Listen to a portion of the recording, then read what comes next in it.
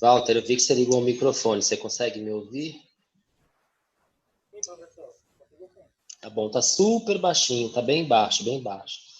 Você gostou tanto de casar que tá postando no Face aí as fotos antigas do casamento, é isso? É para lembrar, professor, porque foi um momento muito importante, né? Foi legal. É, lembrar do dia do casamento, senão a mulher corta seu pescoço, né? Porque você não vai lembrar do dia que casou, é isso? Ela deu risada aqui, ó. É isso mesmo, tá Acredita que certo. ela nem viu a foto. Falei, nossa, o homem tá animado. Ou é muito amor, ou é para não esquecer a data, que senão a mulher vai cortar o pescoço, né? Professor, e ainda mais que tá vindo uma nenenzinha aí, né? Aí que é mais importante ainda. Então tá bom. Desculpe a brincadeira. Ah, tá ótimo. Maravilha. Oi, você falar alguma coisa?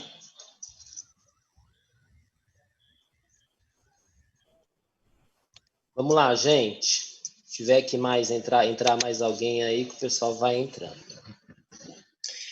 Então, na semana passada, a gente começou a falar aí de biotransformação, certo? Então, é uma alteração química, então é uma reação química, né, que vai regular. A gente começou a brincar aí, eu comecei a falar com vocês se biotransformação era uma coisa boa ou ruim, biotransformar, metabolizar se era uma coisa boa ou ruim. A gente comentou um pouquinho disso na aula passada, tá? Então essa biotransformação aí ela é realizada através de algumas enzimas. A gente vai falar hoje destas enzimas aí que são responsáveis por esta biotransformação, por esta metabolização de medicamentos. Eu brinquei com vocês, se vocês lembrarem lá, eu perguntei para que serve codeína, né? Para que serve enalapril, para que serve penicilina. Então, eu falei lá que codeína, o pessoal falou que codeína serve para dor, eu falei que codeína não era para dor, codeína é para tosse. Quem serve para dor é a morfina. Na verdade, codeína vai ter uma ação analgésica, ela vai resolver o problema de dor? Obviamente que ela vai resolver, mas ela vai resolver se ela for metabolizada. Se a gente não metabolizar a codeína, transformá-la em morfina, eu não vou ter essa ação analgésica. O enalapril é um antipertensivo para controle da pressão. Sim, ele é um antipertensivo depois que eu metabolizar. Então, desde que ele seja metabolizado. Se eu não metabolizar o enalapril, transformar o enalapril em enalaprilato, eu não vou ter esta ação antipertensiva.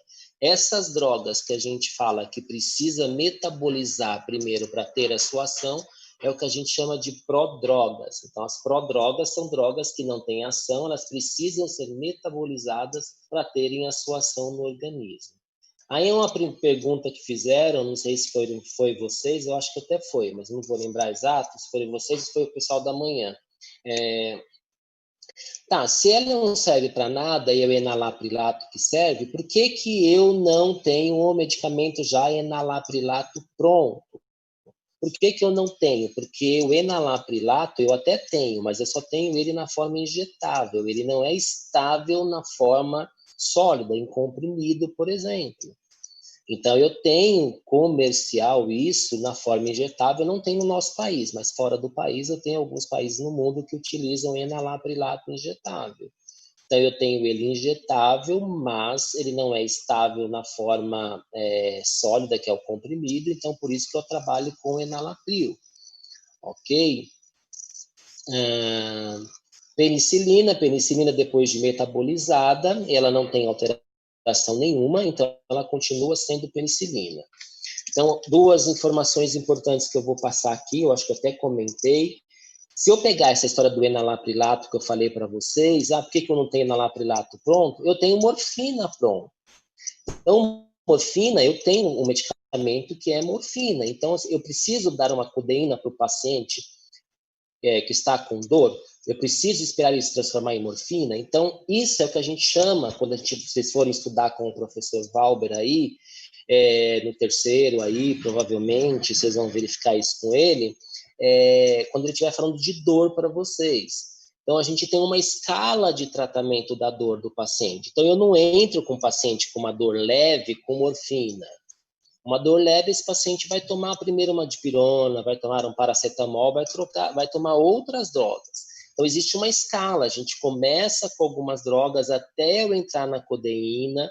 É uma dor moderada, eu vou para uma codeína. Agora, é uma dor muito intensa, aí eu posso dar a morfina para essa dor intensa. Por que eu posso dar a morfina?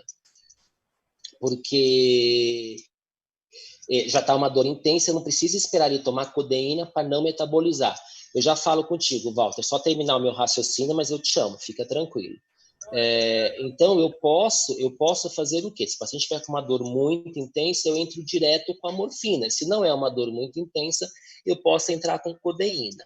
No caso da codeína específica, a gente tem trabalhos que eles demonstram que aproximadamente 1/3 da nossa população não metaboliza a codeína adequadamente.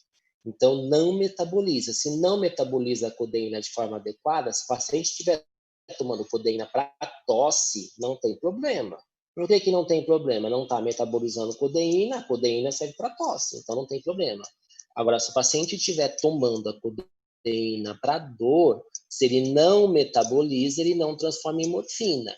Então, o paciente tomar codeína e não resolver o seu problema de dor, não necessariamente é porque a codeína não está fazendo efeito, porque a dose é muito fraca, ou qualquer coisa do gênero. Não, pode ser que esse paciente não esteja metabolizando essa droga. E a penicilina, especificamente, o que é interessante da penicilina? É o que eu falei, a penicilina, ela vai ser metabolizada, ela não tem alteração, ela vai ser eliminada do organismo na forma como ela foi administrada. Então, se a gente pensar, por exemplo, num paciente com infecção urinária, a penicilina é eliminada por via renal, é eliminada pela urina. Então, o paciente com infecção urinária, o que eu preciso dar para esse paciente com infecção urinária? Eu preciso dar uma droga para esse paciente que esteja na sua forma ativa, que ele passar lá pelas vias renais, não está com uma infecção urinária. Então, não adianta eu dar uma droga que seja inativa, que essa droga vai passar pela via renal, pelo sistema renal lá, pelas vias urinárias, e se ela está na forma inativa, não vai agir contra aquele micro-organismo. Então, é importante que esse antibiótico esteja na sua forma ativa quando ele passar por lá. Então, a penicilina, por exemplo, é uma droga de escolha para o tratamento de infecção urinária. Tá bom? Walter, pode falar, pode perguntar. Se quer perguntar alguma coisa, fazer algum comentário, fica à vontade. Eu não estou ouvindo, Walter, desculpa. Estou ouvindo que você está falando alguma coisa, mas está muito baixo. Não, é que a Joana queria entrar. Ela estava falando aqui no grupo. Eu não tenho nenhum pendente aqui de aceite. Eu aceitei todo mundo. Ah, tá bom então. Vou falar para ela. Tá bom? Deixa eu ver aqui se ela entrou aqui. Joana? Aqui não entrou, mas para mim não aparece convite dela. Para mim não apareceu. Se ela tiver com problema, fala para ela, reiniciar o computador ou ela mandar um novo convite. Para mim não tem convite pendente, tá bom? Tá bom, obrigado. Professor. Oi, quem está falando? É o Irlano. Pode falar, Irlano.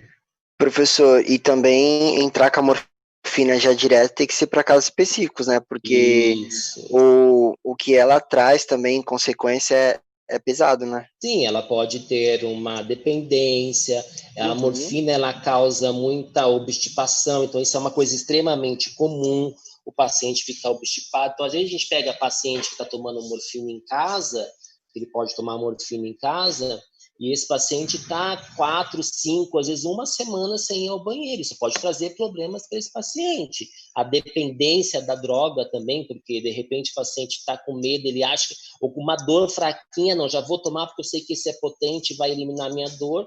Ele pode criar resistência, pode criar um monte de coisa. Então tá certo, Ilana. Ok? Então vamos lá. Então, aqui eu dei alguns exemplos aí. Então, eu posso ter medicamentos, eu posso ter drogas aí que Ele é uma prodroga, então, o que eu falei para vocês, ele não tem ação nenhuma, ele precisa ser metabolizado para ter a sua ação, então, enalapril, cortisona, prednisona, o muito utilizado hoje, que é o omeprazol, então, é uma prodroga, ele não tem ação, aquela substância em si não tem ação, ela precisa ser metabolizada para ter ação. Eu tenho alguns que são drogas ativas, então eu tenho fenobarbital, depois de metabolizado, o metabólico dele não tem ação nenhuma. Ou eu tenho drogas que elas têm dois metabólicos. Então, o diazepam se transforma em nordiazepam, que é ativo, e diazepam é ativo. O nordiazepam é ativo, e o nordiazepam depois se metaboliza e transforma no metabólico inativo, que é o oxazepam. O succinilcolina ou succinilmetônio, que a gente tem dentro do hospital, ele se transforma em succinilmonocolina, que é ativo também, para depois se transformar em um inativo. Então, isso é só para vocês entenderem aí o que a gente tem. Quem é o responsável por esta metabolização? O principal responsável é o fígado. É só o fígado? Não, mas principalmente o fígado é o órgão responsável pela metabolização de medicamentos. Se vocês lembrarem, quando a gente falou de absorção lá, a gente falou lá de metabolismo de primeira passagem. O que é metabolismo de primeira passagem? Ó, recebi o convite agora da Joana, estou aceitando ela para a sala. Então, o que é o metabolismo de primeira passagem? Então, o metabolismo de primeira passagem o medicamento ele vai, por exemplo, via retal. Via retal, aquelas veias que estão lá presentes, vai levar o sangue vai para veias hemorroidais ali, ele cai direto na veia porta, da veia porta ele cai direto no fígado. Ok? Então, a gente vai ter um problema aí de metabolização imediata, em vez do medicamento seguir aquele fluxo que nós estamos falando, absorver, vai distribuir, vai metabolizar. Essas drogas não, boa parte delas tem esse metabolismo aí de primeira passagem que a gente chamou lá na absorção. Então, o fígado é o principal, não é só ele, mas é o principal. E a gente está falando de enzimas, relações, né? É uma reação enzimática, então, é uma reação mediada por enzimas. A principal, eu diria, na verdade, a principal enzima é uma enzima que a gente chama de citocromo P450. Então, citocromo P450. Esse citocromo a gente vai chamar de CYP, tá? Então, toda vez que eu falar de CYP são os citocromos P450. O citocromo P450, ele tem várias famílias, ele tem várias subespécies, vamos dizer assim, tá? Então, o que eu tenho aí? Relacionado a medicamento, que é o que importa para a gente, é do CYP1 ao CYP12. Então, eu tenho CYP1, CYP2, CYP3, CYP25, CYP29. O que importa para a gente, para medicamento, é do CYP1 ao CYP12. Se passar do 12 existe, mas ele não é responsável pela metabolização de medicamentos, ele é responsável por outra coisa. Esse CYP, ele recebe um primeiro número, que é a família que nós estamos falando, tá? Então, CYP1, CYP2, CYP3 até CYP12. Depois desse número 1, a gente tem uma letra, que seria a subfamília. Então, eu tenho CYP1A, eu tenho CYP1B, CYP1C, CYP11A, CYP11D, CYP9A, CYP9B. Então, todos esses CYPs, eles ramificam-se em subfamílias, e essas subfamílias, por sua vez, ramificam-se em isoformas. Então, o que eu tenho? Eu tenho CYP1A1, CYP1A2, CYP1A3, CYP2D4, 2D5, 2D9. Não é para ninguém ficar decorando essas coisas. A gente vai ver, acho que não sei se é no próximo slide ou 2 após, a gente vai ver o que é importante a gente entender. Eu quero que vocês guardem nesse momento, até o que eu falei agora, depois tem outras coisas importantes, CYP do 1 ao 12 relacionado a medicamentos. Tá? Isso aqui é o que eu falei das subfamílias, da isoforma. E aí, o que eu tenho aqui? Então, eu tenho aqui alguns CYPs. Então, vou dar um exemplo. Ó. O CYP1, quer dizer, o citocromo P451, ele é responsável, a função dele é o metabolismo de algumas drogas e esteroides, certo? Então, eu tenho lá quais alguns exemplos, CYP1A1, A2, 1B1, o CYP2, metabolismo de drogas e alguns esteroides. Por que eu chamo a atenção aqui?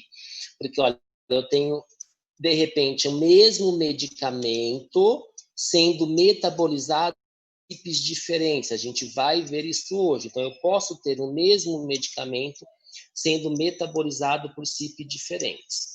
Aqui eu tenho as principais, né, os principais CYPs responsáveis pela metabolização de drogas. Então, quais são os principais? Espera só um minutinho. Érica, pode deixar aí. É o levetiracetam? Não, pode deixar, depois eu guardo, não tem problema. Tá bom? Obrigado. Vieram 10? Tá bom, obrigado. Vamos lá, gente, voltando, desculpe.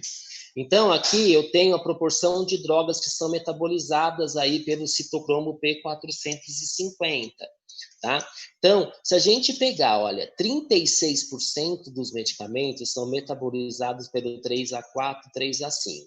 19% pelo 2D6. Então, se eu pegar, olha, 1, 2, 3, 4, 5, se eu pegar esses 5 primeiros aqui, eu tenho que 90% dos medicamentos são metabolizados por estes CYPs. Então, 90% dos medicamentos são metabolizados por esses 5 primeiros que estão no gráficos aí, que na verdade aqui são 2, 3, 4, 5, 6, 7, 8. Então, aqui eu tenho CYP2C8 e 2C9, e assim por diante. Então, eu tenho esses citocromos, que são a família de citocromos que é responsável pela metabolização de medicamentos. De 90% dos nossos medicamentos. O restante é pelos outros citocromos que a gente tem aí. Então, quando eu falei de citocromo, eu acabo falando, se tiver que pensar em algum, a gente pensa muito no 3A4, 3A5, porque ele é 1/3 dos medicamentos, ou tentar juntar aí, tentar guardar esses principais que a gente tem aqui desses 5 maiores proporções aí, tá? Então, vamos pensar o seguinte, isso aqui, quem olha, acho que um pouco estranho, talvez não dê para entender, mas é fácil de entender isso daqui. A função da metabolização. A função da metabolização é preparar o meu fármaco, ele vai sofrer uma reação enzimática para ele ser eliminado. Então, o que acontece? Para o meu fármaco ser eliminado, a principal via de eliminação que eu tenho de fármacos é por via renal. Então, ele elimina aí a principal via aí por via urinária. Então, ele faz essa eliminação aí por via renal, ok? Sistema renal. Então, ele vai ser eliminado junto com a urina. Qual é a composição básica que eu tenho da urina? A composição básica que eu tenho da urina ela é água básica. Ela é composta de água e mais ali alguns componentes ali, algumas sujeiras ali que ela vai carregar junto com a água. Então, o que acontece? A urina é composta de água. Então, o que esse fármaco vai ter? Né? O que esse medicamento que o paciente tomou vai fazer? Ele tem que transformar esse medicamento o mais polar possível, porque a água é polar. Então, quanto mais polar for esse medicamento, mais fácil vai ser dele ser eliminado. Então, eu vou ter que transformar este metabólito aí, né? O fármaco teve a sua ação lá, então esse metabólito aí eu vou ter que transformá-lo em o mais polar possível para que a gente elimine esse fármaco por esta via. É lógico, se o fármaco já for bastante polar, eu não vou precisar fazer essas reações específicas. Teve lá o citocromo P450, ok, agiu, metabolizou aquele fármaco, teve a sua ação, ele vai ser eliminado. Se o fármaco não for polar o suficiente para que ele seja eliminado com a água, né, pela urina, então ele vai ter que sofrer essa reação. A reação de fase 1 é oxidação, redução e hidrólise. Aí tem que lembrar da aula do professor Pandini lá. Então, são as reações de oxidação, redução e hidrólise. Se após essas reações que aconteceram com este fármaco, esse fármaco já tiver bastante polar, então após a reação da fase 1, esse fármaco tiver bastante polar, o que, que vai acontecer? Está bastante polar, vai para a urina e é eliminado. Se este fármaco não tiver polar o suficiente, ele vai para a reação de fase 2, que é uma reação de conjugação, ok? E aí ele vai sofrer essa reação, que vai deixar ele polar e vai ser eliminado. Então,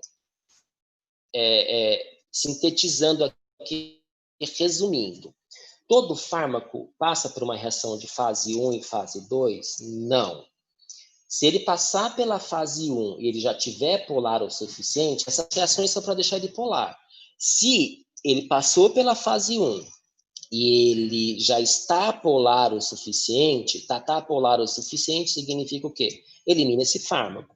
Se após a fase 1 esse fármaco não tiver polar o suficiente, ele vai para a fase 2 para torná-lo polar e eliminar.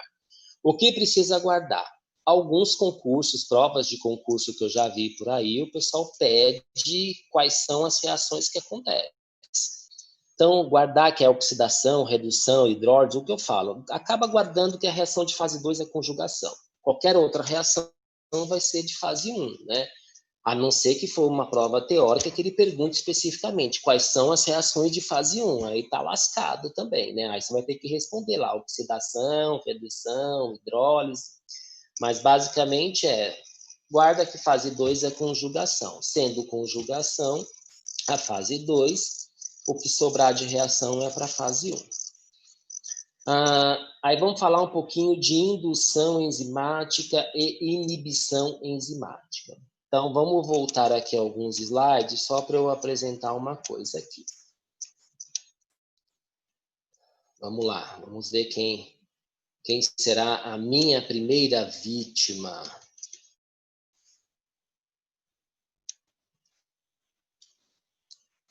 Larissa Vidal, você me ouve? Você pode falar?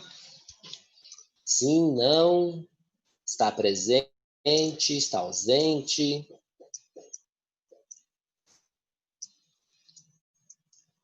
Nicole, você quer falar comigo? Nicole também vai fazer pouco caso de mim.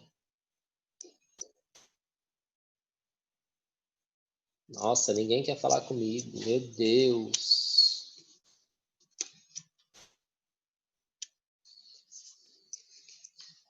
Tá, Nicole está sem microfone. Eduarda quer falar comigo? Também não quer, também está sem microfone.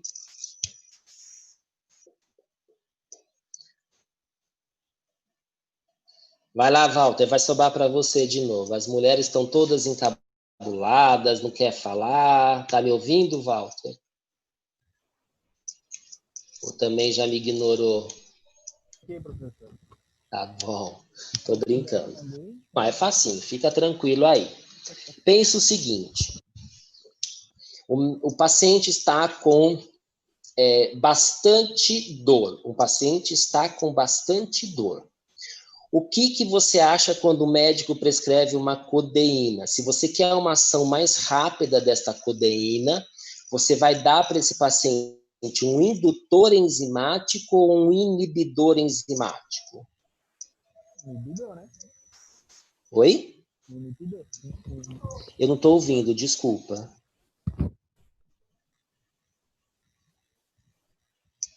Oi. Você pode repetir, por favor? Nossa, para mim está muito baixo. Perdão, Val. Professor. Fala, Elano. Mas a enzima seria para metabolizar ele, para excretar, ou para transformar em morfina? Transformar em morfina. Você vai dar um indutor ou um inibidor? Você já deu a resposta, Elano. Um indutor, né, para transformar ele logo. Isso, perfeito. Walter, desculpa que eu não consegui te ouvir, tá? Tá super baixo o seu microfone. Mas perfeito. Oi, fala. O microfone aqui do fone que deve estar bastante. Tá bom. Então, aí, o que acontece? Então, vamos pensar no raciocínio, tá perfeito o que o Elano falou aí. Então, o que eu tenho? Eu tenho uma codeína, mas o paciente está com muita dor, está com dor, enfim, pode ser dor ou não muita dor, enfim, está com dor. Se ele está com dor, ele tomar codeína, enquanto essa codeína não se transformar em morfina, eu não vou ter a ação que eu preciso, certo? Enquanto essa codeína não se transformar em morfina, eu não vou ter a ação. Então, eu preciso que essa reação aconteça neste sentido. Se eu preciso que a reação aconteça neste sentido, eu preciso de um indutor enzimático. Ele vai induzir a produção de enzimas que vai metabolizar a codeína e transformar a codeína em morfina. Aí vamos pensar no caso contrário. O paciente está tomando codeína e está com tosse. Se ele está com tosse, é importante que a gente faça o quê? Impeça que essa reação aconteça. Eu vou impedir que a codeína se transforme em morfina. Porque se ele está com tosse, ele vai metabolizar essa codeína, eu vou transformá-lo em morfina. Quanto mais eu transformar, menos ação para tosse eu vou ter, porque a morfina não serve para tosse, a morfina serve para analgesia, tá? Então, é isso que eu preciso entender. O que eu vou utilizar? Eu vou utilizar um indutor ou um inibidor? Aí depende da ação que eu quero. Se eu pensar em olhar para a codeína, se eu der um indutor enzimático, indução, eu vou induzir a produção de enzima. Induzir a produção de enzima, eu vou ter a transformação em morfina. Agora não, eu vou dar um inibidor enzimático. Estou tomando codeína com inibidor enzimático, este inibidor vai impedir que a codeína se transforme em morfina. Então, vou ter mais uma ação antitussígena. Não sei se eu falei na aula passada, eu acho que eu falei com vocês, mas, enfim, se o paciente estiver intoxicado com enalapril, não é importante eu metabolizar essa droga para eliminar. Ou eu vou usar lá um antídoto para esse paciente, alguma coisa do gênero, ok? Usar um antagonista, ou eu vou usar no enalapril, no caso do enalapril, eu vou usar um inibidor. Por quê? Porque eu impeço que o enalapril se transforme em enalaprilato. Então, eu inibo esta reação. Se eu inibo esta reação, eu impeço que o enalapril se transforme em enalaprilato, já que o enalaprilato é que tem ação. Então, eu tenho que entender o que eu estou trabalhando, qual é o medicamento que eu estou trabalhando, para eu saber. O que acontece? Então, eu tenho lá, pensando em indução. Algumas drogas podem induzir algumas enzimas. Então, são algumas enzimas que eles podem induzir. Então, não são todas as enzimas que ele está induzindo. Então, ele pode induzir algumas enzimas. Então, por exemplo, o fenobarbital, ele induz essa enzima aqui, o CYP2B1, citocromo P450 2B1. Então, o que significa isso? Se o paciente estiver tomando um medicamento que é metabolizado por essa enzima, e por um acaso ele estiver tomando fenobarbital junto, o medicamento que o paciente está tomando vai ser metabolizado mais rapidamente, porque o fenobarbital induz essa enzima. Né? O CYP2E1 é induzida pela administração crônica de etanol, então os etilistas aí, usuários de álcool aí, eusoniazida, então eles induzem a produção dessa enzima. Alguns poluentes ambientais aí também induzem a produção de algumas enzimas do citocromo P450. Quando eu falo de efeito de primeira dose, quando eu falar de inibição, eu vou falar de efeito, tá? Agora, diminuição ou aumento da concentração plasmática. Então, o que eu tenho quando eu falo de diminuição ou aumento da concentração plasmática? Imagine aqui, codeína se transformando em morfina. Se eu usar um indutor enzimático, indução, então eu estou induzindo morfina. Então, eu vou ter um aumento na concentração de morfina e diminuição na concentração de codeína. Eu tenho alteração nessas concentrações. Se eu usar um indutor enzimático junto com o enalapril, uma droga que seja um indutor aí, o que eu tenho? Eu vou induzir, então eu vou ter a formação do enalaprilato e diminuição na concentração do enalapril. Acho que na minha cabeça, enfim, se não tiver claro, alguém me pergunta. Indução enzimática. Induzir, eu vou estar sempre induzindo naquela direção, na formação do meu metabólito. Então, eu vou ter mais metabólito e menos a substância que foi metabolizada. Professor, pode falar. Você pode repetir o enalaprilato, por favor, que eu não entendi bem? Sim, claro, com certeza. Então, o que eu tenho? Tá? Desculpa, aqui. Então, pensa assim, indução, estamos falando de indução. Então, toda vez que eu usar um indutor, ele vai fazer com que essa reação venha da esquerda para a direita, no sentido desta seta. Eu estou usando um indutor. Ele vai transformar a codeína em morfina. Então, eu vou ter, com um indutor enzimático, eu vou ter mais morfina e menos codeína. O enalapril é exatamente a mesma coisa. Eu vou ter o enalapril se transformando em enalaprilato. Então, eu vou ter mais enalaprilato, porque a reação está vindo para cá. Mais enalaprilato e menos enalapril, ok? Deu para entender agora, não? Sim, obrigada. Imagina, não por isso. Ô, A professor, Gabriela aqui... Oi, pode falar. mas em compensação, também ela não é excretada mais rápido também? A Ela vai ser substância? excretada mais... Sim, vai ser excretada mais rápido porque você está indo na formação do seu metabólito. Sim, ela vai ser excretada mais rápido. Sim, perfeito. Ah, Porque eu então estou não formando vale cada muito. vez mais... Então, Oi? então não vale muito a pena, né? Então, na verdade, é o Ilano que está falando, é isso? Isso. Tá, então, Ilano, na verdade, não é questão de valer ou não valer a pena. O problema é que, assim, é que vocês não estudaram ainda, a gente vai fazer um exercício hoje, ainda no decorrer da aula da gente, a gente vai fazer um exercício de interação medicamentosa. Então, às vezes, o médico prescreve um medicamento e o médico não sabe que ele interfere na ação do outro. O médico não sabe que aquele medicamento, o exemplo do fenobarbital que eu dei para vocês, vamos voltar aqui para o fenobarbital. Aqui. Às vezes, o médico está dando um fenobarbital para o paciente, o médico não sabe que esse fenobarbital ele vai induzir a produção desta enzima, e esta enzima é a que metaboliza aquele outro medicamento que o paciente está tomando. Então, às vezes, o médico não sabe, não tem essa informação. A gente vai fazer um exercício baseado nisso. Agora, por exemplo, se eu tenho uma droga ativa, pensa aqui, eu tenho uma droga ativa, e o metabólito dele é inativo e o paciente está intoxicado, gente, eu tenho que metabolizar isso rapidamente para transformar ele no inativo e eu jogar ele fora do organismo. Então, eu tenho que avaliar caso a caso. Consegui explicar? Foi claro para você? Entendi. Ok? O Ricardo deu boa noite aqui. Boa noite, Ricardo. E vamos lá, Gabriela. Professor, esses indutores e inibidores vão sempre agir nas CIPs? Sim, nós estamos falando especificamente de metabolismo e de citocromo P450. Então, eles vão agir nessas enzimas. O que a gente tem que entender, Gabriela e todo mundo aí, eu tenho várias enzimas. Então, de repente, aquele medicamento, ele induz uma determinada enzima, mas aquela enzima, ela não metaboliza nenhum outro medicamento que o paciente está tomando. Então, aquilo não vai ter interferência.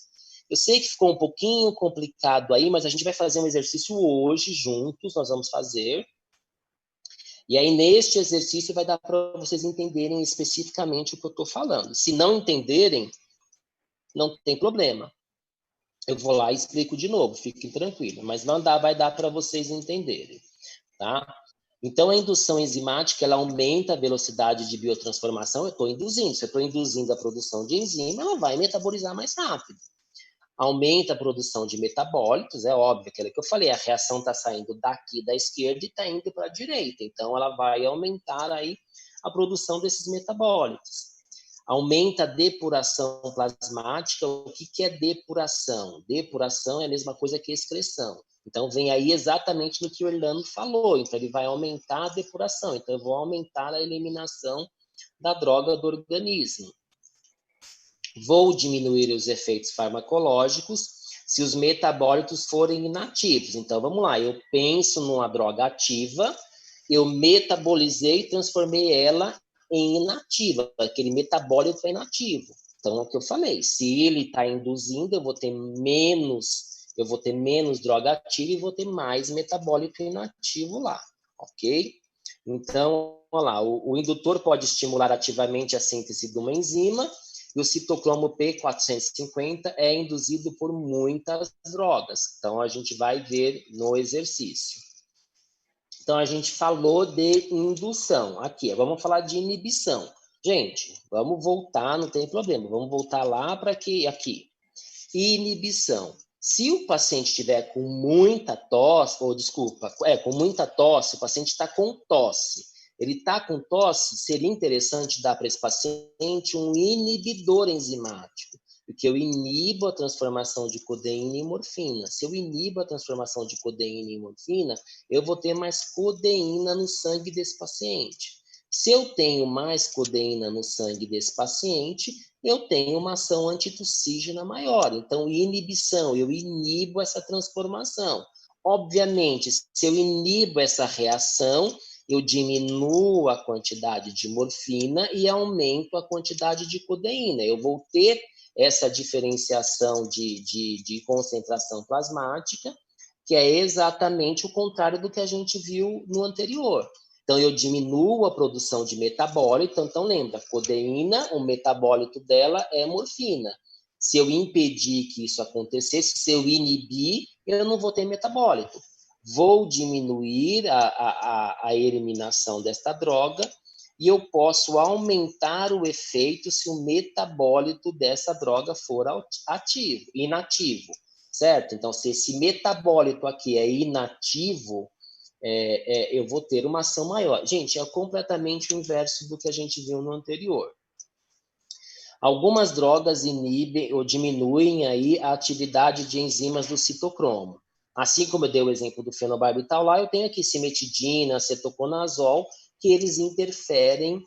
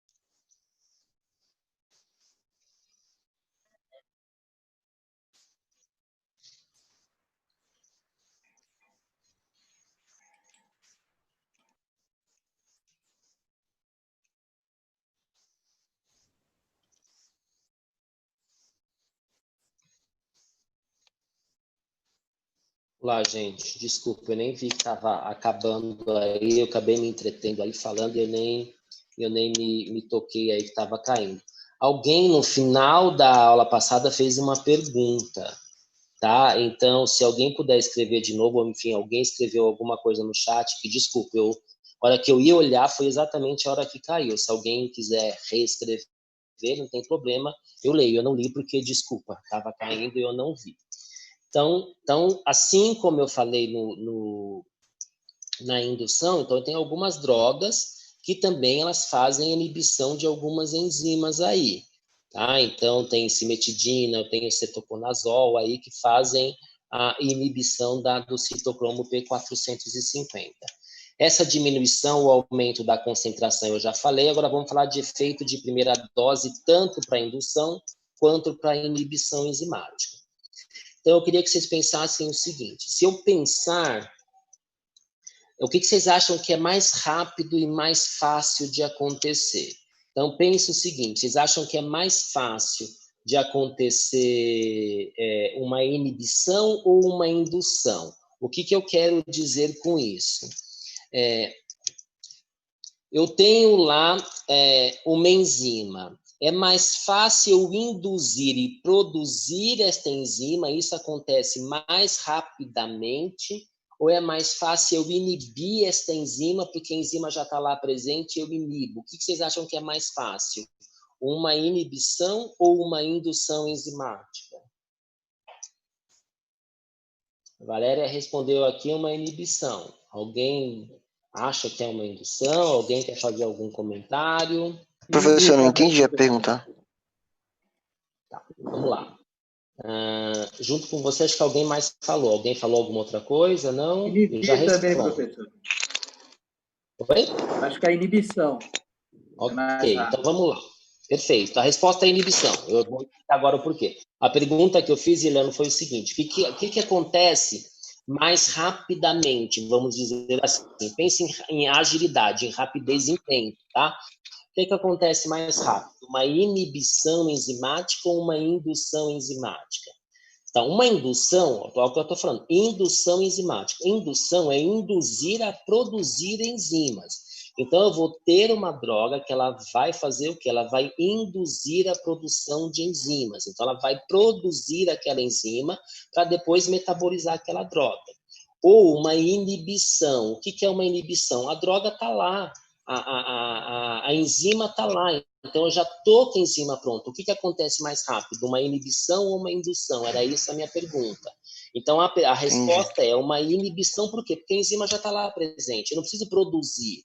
Então, quando eu coloquei efeito de primeira dose, o que significa esse efeito de primeira dose? Este cetoconazol e essa cimetidina, elas são inibidores enzimáticos. Então, ela inibe a enzima que está lá presente. Na primeira dose que eu tomar o cetoconazol, ele vai inibir a metabolização de uma outra droga. Então, a primeira dose que eu tomar dele, eu já inibo, eu já tenho essa ação, porque a enzima está lá presente. É diferente daquele... Deixa eu voltar o slide aqui. É diferente deste fenobarbital, porque o fenobarbital ele vai induzir. Então, o que acontece? O paciente toma o fenobarbital, precisa esperar ele produzir estas enzimas para depois ele ter essa indução. Então, inibidor, inibe a enzima. Encontrou a enzima, ele já inibe. Então, na primeira dose, ele já tem a resposta. E a indução enzimática, não, eu preciso produzir. Então, não é na primeira dose. Se o paciente vai tomar cetoconazol uma vez ao dia, por exemplo, um comprimido de cetoconazol uma vez ao dia, não é no primeiro dia que ele já vai inibir a enzima do outro medicamento. Eu vou ter, ou melhor, desculpa, voltando, perdão. O cetoconazol, ele é inibidor. Então, no primeiro dia que tomar o cetoconazol, ele já vai inibir aquela enzima, diferente do fenobarbital. Se o fenobarbital tomar um por dia, por exemplo, não é no primeiro dia que tomou o fenobarbital que você vai ter esta ação de indução enzimática. O fenobarbital tomou, ele vai ter que começar a produzir enzima, talvez no segundo dia já tenha um pouco de enzimas produzidas, talvez no terceiro dia tenha uma quantidade maior, aí eu vou ter a sua ação. Então, é isso que eu quis dizer quando eu falei aí de reação ou de efeito de primeira dose, tá? A Gabriela está perguntando, eu vou ler aqui porque eu não li ainda. Professor, quando há esta inibição, por exemplo, da codeína e morfina, a codeína será eliminada como codeína mesmo? Ela nunca mais será transformada em morfina ou apenas irá demorar mais? Ok, Gabriela, a pergunta é super plausível, ótima. Então, ela vai demorar mais, Gabriela. Ela vai se transformar, só que assim, aquela codeína ela vai ser metabolizada, vai ser transformada lá em morfina, é que eu estou usando uma inibição, então ele vai demorar mais, ele inibe, né? Não é 100%, certo? Nada disso é 100%, né? A não ser que você use um antagonista. Se você usar um antagonista é diferente, antagonista aí ele vai ter uma ação lá que pode ser de 100%, mas esses daí não são. Consegui explicar? Podemos continuar aí? Ok. Vamos aqui já foi, esse já foi, tá bom. Então, vamos aqui. Gente, o que eu oriento para vocês é, quem tiver aí, por favor, a gente vai fazer um exercício aí, pega caderno, anota aí o que eu vou falar, porque a gente vai começar a falar de algumas coisas. Eu preciso que vocês anotem num papel aí alguma coisa para a gente fazer um exercício juntos aí, e o outro exercício eu vou passar depois para vocês fazerem em casa e me entregarem, tá? Então, vamos lá. O que esse slide está dizendo? Então, ele está dizendo que eu tenho o acetaminofeno. Acetaminofeno, para quem não conhece, é o paracetamol, tá? Então, eu tenho acetaminofeno, cafeína, estradiol, imipramina e teofilina. Estes medicamentos, eles são metabolizados pelo CYP1A2. Então, todos esses medicamentos são metabolizados pelo CYP1A2. Esses daqui, cigarro e omeprazol, eles são indutores do CYP1A2.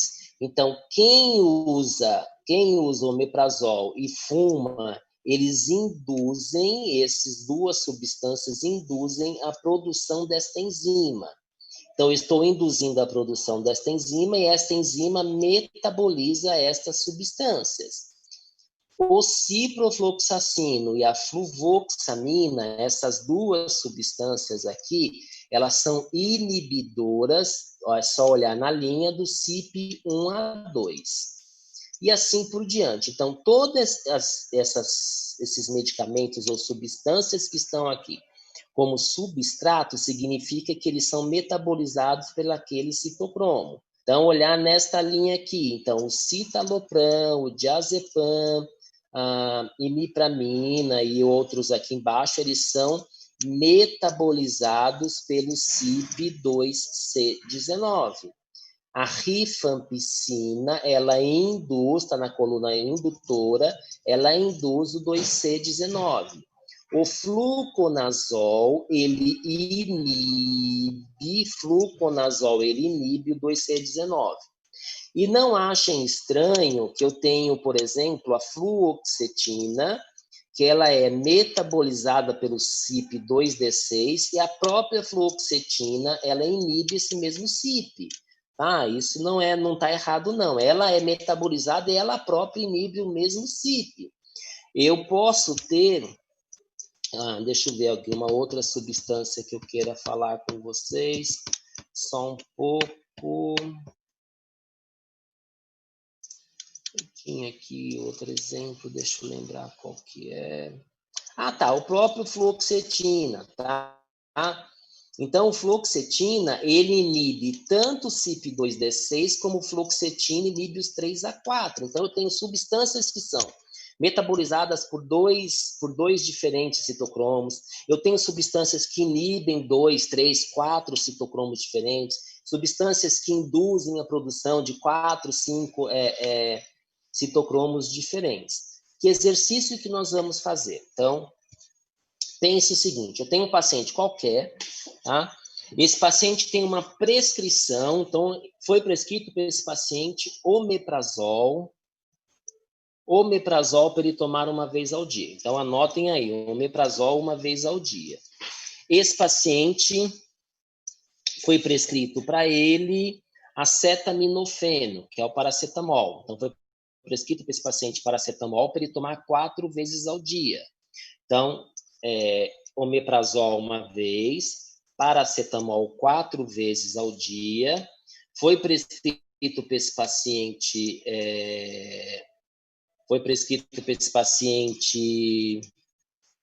piroxicam uma vez ao dia, e foi prescrito para esse paciente fluoxetina uma vez ao dia. Então, eu vou repetir. Está prescrito omeprazol uma vez, acetaminofeno 4 vezes, piroxicam uma vez e fluoxetina uma vez. Aí, o que eu quero? A gente vai fazer um exercício de interação medicamentosa. Vocês não viram ainda, vocês terão comigo ainda esse semestre aula de interação medicamentosa. A gente vai verificar a parte de interação. O que eu quero que vocês façam? Mesmo quem souber, quem já conhece, não tem problema, mas eu quero que vocês olhem só para este quadro que está aqui. Somente para este quadro que está aqui. Olhando só para esse quadro, nós vamos avaliar somente isso. Interação não é só isso, é um monte de outras coisas, mas olhando somente para esse quadro, que horário que eu estaria indicando para o paciente tomar um medicamento. É esse exercício que nós vamos fazer. Então, o que significa? Imagina que o paciente chegou com essa receita e ele pergunta para você pode me dizer que hora que eu vou tomar esses remédios? Isso é extremamente comum. A gente tem hoje programas que fazem a parte de interação. De novo, a gente vai olhar só para esse quadro. Esse quadro só não é uma resposta satisfatória para eu falar de interação como um todo. Mas como a gente não viu interação, a gente vai usar somente este quadro no momento, tá? Só respondendo a uma pergunta aqui, que foi da Nicole. Desconhecidos aqui, é que quando foi feito esse trabalho, não se conhecia se existia algum indutor ou não do CYP2D6, tá? Mas hoje eu já tenho artigos novos que eles conhecem, a gente tem drogas sim que fazem essa indução. No momento que foi feito esse trabalho, que eu tirei isso de um trabalho específico, não se conhecia indutores do CYP2D6. Podemos ir lá? Podemos começar? Ok? Então, vamos pensar no seguinte.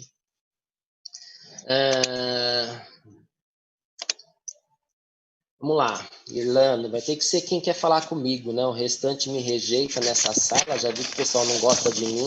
Vocês serão massacrados na minha correção do TP, fiquem tranquilos, viu? Ninguém quer falar comigo, vocês vão ver o que eu vou fazer com vocês. Então, vamos lá, Irlanda.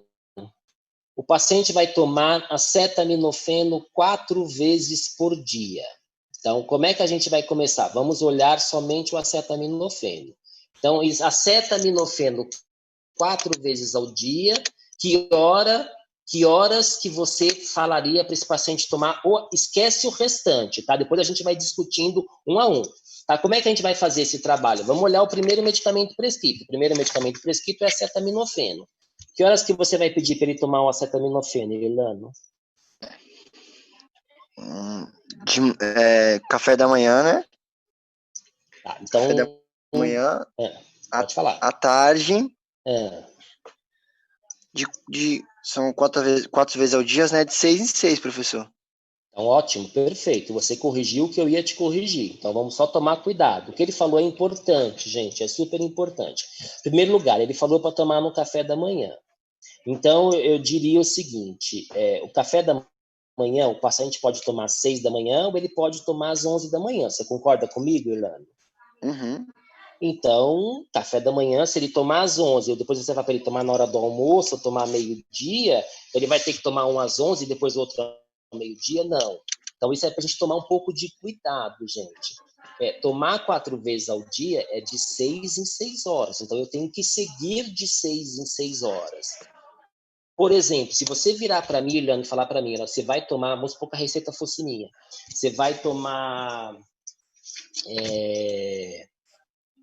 Você vai tomar de manhã, na hora do café da manhã, e o que vai acontecer? Eu não tomo café da manhã. Eu, Walter, por exemplo, a minha primeira refeição do dia é o almoço. Então, eu não vou tomar remédio, porque eu não tomo café da manhã. Você entendeu o que eu estou falando? Então, é só tomar um pouco de cuidado com algumas orientações que a gente tem que passar para o paciente. Mas eu acho perfeito a gente falar isso, que a gente vai trocando as ideias, por favor. Então, vamos pensar em hora. Eu quero que você me dê a hora. É de 6 em 6 horas, mas qual é a hora? Porque se eu não falar a hora para o paciente, eu deixar aberto, o paciente pode fazer o que ele quiser. Eu quero que você me informe a hora. Então, seria 6 da manhã. Ok. Meio-dia. Meio-dia. 6 da tarde e meia-noite. Isso. Ok, que aí começou às 6 da manhã, dá 6 horas, vai dar meio-dia, dá mais 6 horas, dá 6 da tarde, dá mais 6 horas, dá meia-noite. Fechado? Alguém quer dar alguma indicação de outro horário que não seja esse que ele falou? Por favor, vamos comentar sobre isso. Alguém quer dar indicação de outro horário? Não? Alguém pensou em outro horário? Ok. Oi, alguém quer falar? Não? Tá. Então, vamos lá. O pessoal da manhã, só para dar um exemplo, a pessoa que fez isso que o Elano acabou de me dizer, a pessoa falou que era o paciente começar a tomar o remédio às 10 horas. Então, esse paciente ficou às 10 da manhã, às 4 da tarde, que dá 6 horas. Depois ele ficou às 10 da noite e às 4 da manhã.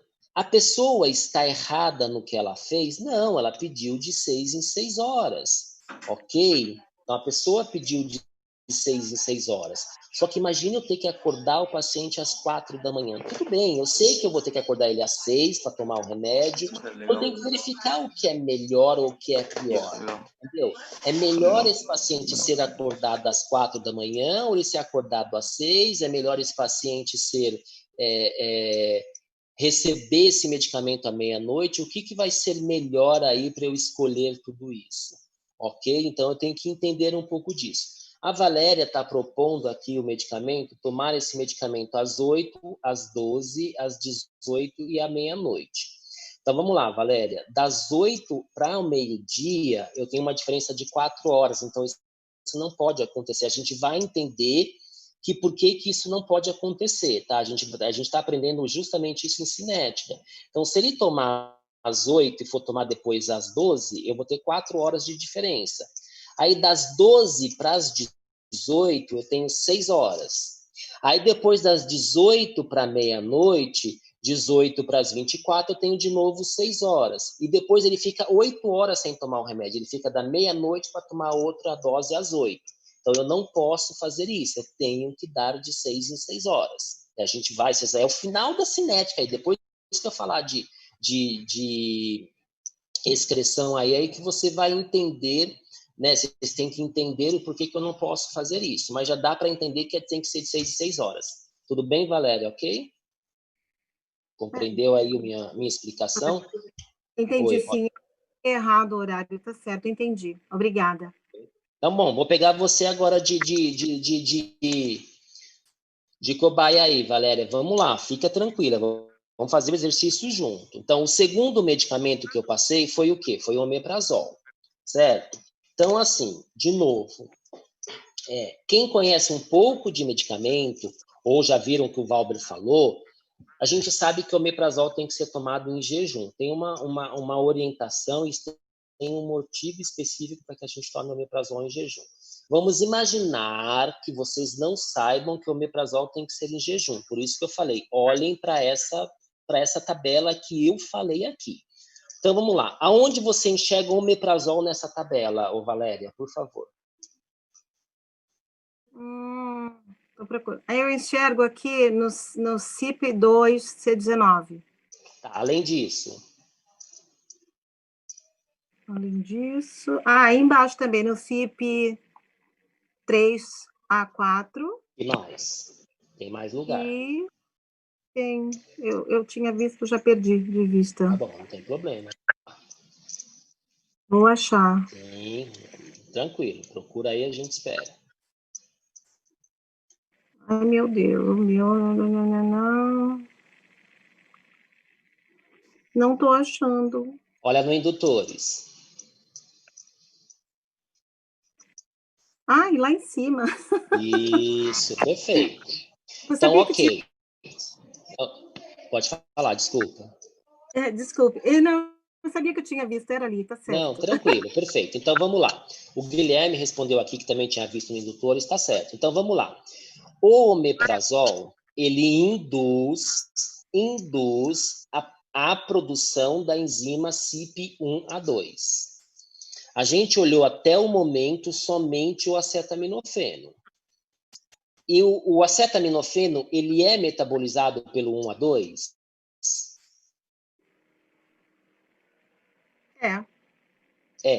Então, vou repetir. A gente olhou, por enquanto, a gente fez só o horário do acetaminofeno, que é o paracetamol. Agora, a gente está vendo o omeprazol. A gente achou o omeprazol aqui. O omeprazol, ele induz a mesma enzima que metaboliza o acetaminofeno. Então, o que eu vou pedir para vocês? Não deem medicamentos no mesmo horário se eles estiverem na mesma linha. Na mesma linha, eu digo assim, se ele induzir ou inibir esta enzima. Então, o omeprazol, ele induz a mesma enzima que metaboliza o acetaminofeno. Então, eu não vou dar omeprazol neste mesmo horário. Que horário que você daria o omeprazol para esse paciente, Valéria? Pensando que eu estou dando acetaminofeno, a gente já fechou com o Irlano lá, o horário é 6 da manhã, meio-dia, 6 da tarde, meia-noite. Professor, o omeprazol eu deveria tomar em jejum, né? Okay. Então, às 5 da manhã, seguindo o horário do Irlano. Ok, pode ser, por isso que eu te falei, ok, é o que eu falei para vocês. Neste momento, a gente nem vai pensar assim, você sabe que ele tem que ser em jejum, talvez o Irlando saiba, talvez algumas pessoas, o Walter saiba, algumas pessoas na sala saibam que ele tem que ser em jejum. Mas se você não soubesse, o que eu vou pedir para você? Você vai dar 2 horas de intervalo para tomar do acetaminofeno, porque ele não pode ser dado junto com acetaminofeno. Ficou claro o que eu falei, Valéria? Sim, ficou. Ok. Vamos supor, se alguém vira para mim e fala assim, professor, eu quero dar esse remédio 4 horas da tarde. Eu vou dizer que está certo neste momento, de novo, porque eu não estou cobrando desse momento de vocês que ele tem que ser em jejum. Tá? Quem sabe, ok. Quem não sabe, não precisa ficar preocupado. Tá? Quem não sabe, não precisa ficar preocupado. Então, a gente vai pedir 2 horas em média de diferença. Ela pediu para tomar às 5 da manhã, Valéria. Ok, 1 hora só, tudo bem. Porque ela pensou o seguinte, ele tem que tomar em jejum. Poxa, vou dar às 4 da manhã, às 4 da manhã é muito cedo, certo? Então, é esse o raciocínio. Aí eu volto para outra coisa do que eu comentei um pouquinho, mas bem por cima do que eu falei com o Irlando lá. Pensem que assim, o correto seria eu estar com o paciente na minha frente e eu entender, eu conhecer o meu paciente. Por quê? Se esse paciente for um paciente que ele acorda muito tarde, de repente, então o que eu posso fazer? Eu posso pedir, por exemplo, deixa eu pegar o nome de quem aqui, que colocou no chat agora, deixa eu só voltar. Ok, eu posso pedir, por exemplo, para esse paciente tomar às 8 horas da manhã, ou tomar às 9, ok? A Valéria disse às 9, a Joana disse às 8. Por quê? Porque ele tomou às 6 horas da manhã o paracetamol e ele voltou a dormir. Então, na hora que ele acordar, ele toma. Se ele acorda às 9, se ele acorda às 10, eu estou dando essa diferença. Então, isso eu tenho que conhecer, eu tenho que estar no tete a tete com o paciente para entender, certo? Vamos ver o que o Guilherme escreveu aqui. Professor, caso o paciente não tome café da manhã, poderia ser administrado omeprazol por volta das 15, 16 horas, respeitando o horário fixado pelo acetaminofeno? Pode sim, não tem problema. Tem alguns pacientes, poucos, que tomam isso no período da tarde. É que assim, na verdade, vocês vão ver que isso tem a ver com o pH do estômago. Então, é importante que o paciente talvez esteja com um período grande de jejum, né? Agora, se for aquela pessoa que acabou de almoçar, mas está toda hora beliscando alguma coisa, não vai adiantar ele tomar 15, 16 horas, tá, Guilherme? Não sei se eu consegui responder essa pergunta aí, tá bom? O Walter respondeu aqui quando ele acorda. Sim, é que ele acorda, desde que também não seja uma pessoa que vai acordar meio-dia, que vai tomar junto com a dose do outro acetaminofeno. Fechado, Walter? Se for para tomar na mesma hora do acorda meio-dia, é uma pessoa que trabalha à noite, vai acordar meio-dia e tomar no mesmo horário do acetaminofeno, não pode ser. Então tá bom, então vamos fechar no seguinte. Ele está tomando acetaminofeno às 6 da manhã, meio-dia, 6 da tarde, meia-noite. Ele está tomando o omeprazol às 5 horas da manhã. Agora nós vamos aí, Ricardo, me ajude aí. Agora nós vamos para o piroxicam. Você consegue me ouvir, Ricardo, ou só escrever? Consigo, professor, consigo ouvir. Então vamos lá, beleza. Onde você encontra piroxicam dentro desta tabela? Onde você está encontrando piroxicam? Piroxicam, só um minuto, professor.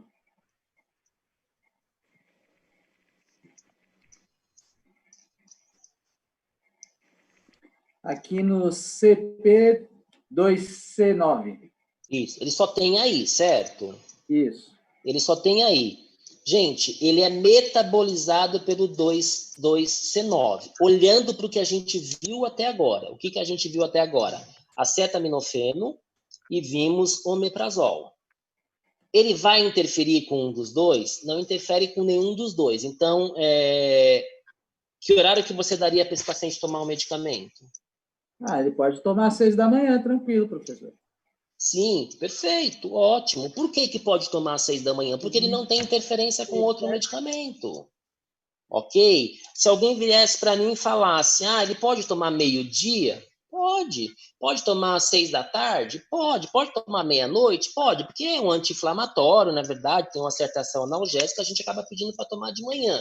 De novo, para quem conhece o medicamento. Mas se alguém responder para mim, vai dar para esse paciente ao meio-dia, vai dar às 6 da tarde, vai dar à meia-noite, tá certo. Porque uma vez por dia pode ser qualquer hora.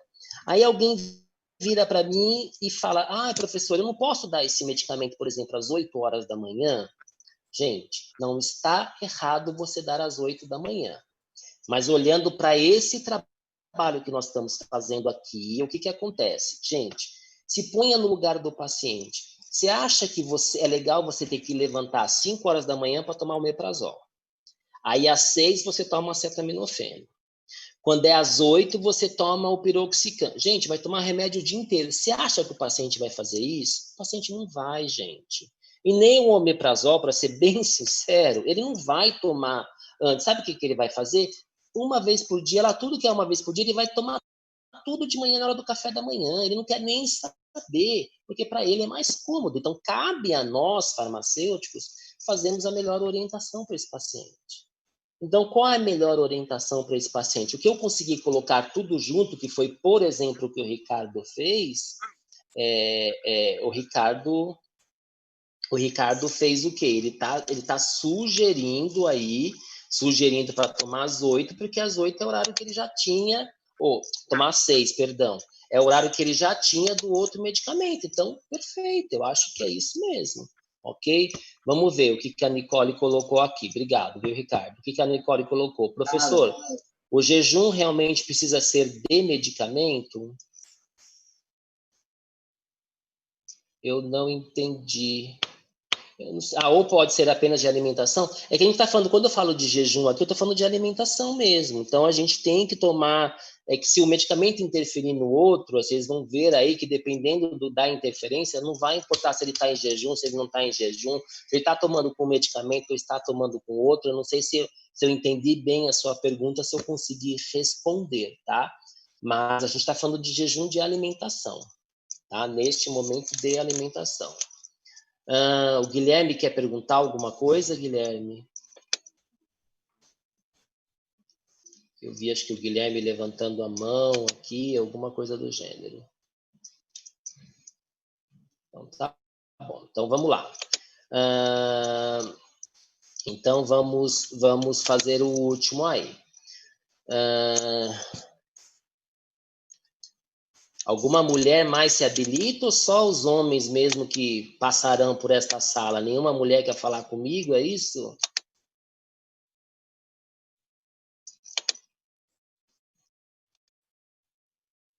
Não, né? Que bom, né? Bem, não gosto de vocês também. Não tem problema nenhum. Vamos lá. Estou brincando, gente. Então, vamos ver. Então, a gente falou do acetaminofeno, falamos do omeprazol e falamos do piroxicam. Vamos para o fluoxetina.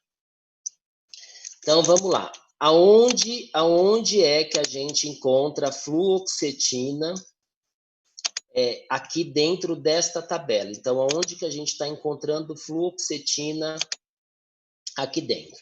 Então, na primeira linha, eu não tenho fluoxetina aqui, não tenho fluoxetina aqui, não tenho. Vamos para a segunda. Não tenho fluoxetina aqui, não tenho. Vamos para a terceira linha. Terceira linha, eu não tenho fluoxetina aqui, não tenho aqui, não tenho aqui. Vamos para a quarta. Não tenho fluoxetina aqui, não tenho aqui, não tenho aqui. Vamos para a quinta. A quinta eu tenho fluoxetina. Deixa eu ver que tem muita pergunta chegando aqui. Ok. A quinta eu tenho fluoxetina aqui, como ele é metabolizado por este, e eu tenho fluoxetina como inibidor. Então, o fluoxetina, ele inibe o CYP2D6 que metaboliza ele. Mas esses outros medicamentos, o paciente está tomando? Não está tomando nenhum. Se ele não está tomando nenhum, por enquanto eu não encontrei interação da fluoxetina. Vamos aqui para baixo. Aqui para baixo eu tenho fluoxetina aqui. A fluoxetina, ela inibe o CYP3A4. Se ela inibe o CYP3A4, eu tenho que dar em horários diferentes desse. Então, eu não posso dar do horário do acetaminofeno. Então, eu não posso dar às 6 da manhã, meio-dia, 6 da tarde, meia-noite. E não posso dar no horário do omeprazol, que é às 5 da manhã. Certo? Então, o que sobrou de horários? Então, vamos pensar o que a gente fez. O paciente está tomando às 5 da manhã o omeprazol. Às 6 da manhã ele está tomando um piroxicam junto com acetaminofeno, depois meio-dia acetaminofeno, 6 da tarde acetaminofeno, meia-noite acetaminofeno. Ele não pode ser com acetaminofeno, então eu posso dar qualquer horário, posso dar às 8 da manhã, às 10, às 14, às 16, horários distantes do acetaminofeno, tá? Porque ele não pode ser com acetaminofeno. Então eu vou colocar, por exemplo, 8 da manhã. Então, o paciente vai tomar 5 da manhã omeprazol. Às 6 da manhã vai tomar acetaminofeno junto com piroxicam. Às 8 ele toma fluoxetina. Meio-dia, 6 da tarde, meia-noite é acetaminofeno. Finalizando, gente, nós estamos falando, olhando única e exclusivamente para esta tabela. Eu não estou levando em consideração outras coisas. Eu deveria levar, deveria não, quando eu estou falando especificamente de interação, eu falo, eu levo em consideração outras coisas aí, não é só isso. Ficou claro para vocês o exercício que a gente fez? Deu para entender? Alguém ficou com uma dúvida em alguma dessas etapas do que eu falei? Não.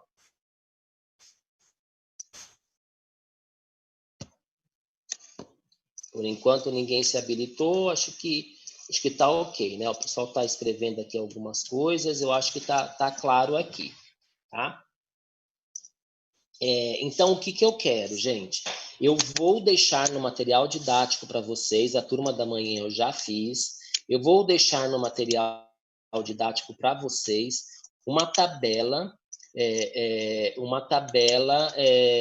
semelhante a essa, e eu vou dar um caso clínico, um paciente que está tomando determinados medicamentos, e vocês vão me colocar o horário que esse paciente deveria tomar.